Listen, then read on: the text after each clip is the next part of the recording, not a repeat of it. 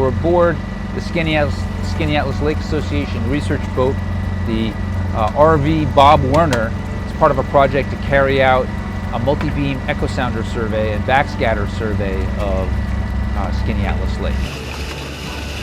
This project uses acoustic information to scan the lakebed to characterize basically the bottom of the system, right? The sink or the sump for all the material coming off the watershed into the lake basin.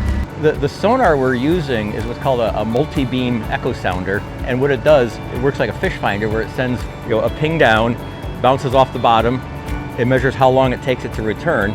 But unlike a fish finder that has usually one ping that goes down and bounces back, this can make a fan which can be developed into up to 1,024 different pings in a swath. So by doing so, we're trying to get a complete map of the whole lake. And that will help us learn about the nature of the lake bed, whether it's bedrock in places, whether it's vegetated bottom, whether there's sand or gravel or fine grained sediment. If there's a muddy bottom, that's important.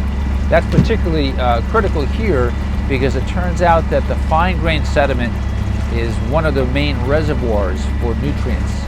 For instance, phosphorus tends to glob on to those fine grained particles, and if that sediment gets lofted up into the upper water column, the nutrients come along with them, and that can be the source of harmful algal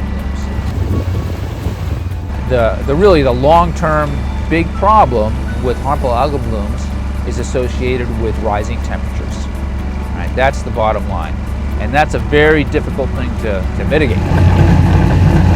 The survey is useful for a lot of other reasons as well. The city of Syracuse derives its water from Skaneateles Lake.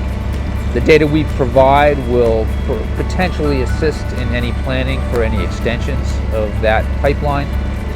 Moreover, any other infrastructure that's in and around the lake that needs maintenance or needs to be put in will utilize the data that we're acquiring. The shape of the lake bed is critical, right, for planning any infrastructure projects.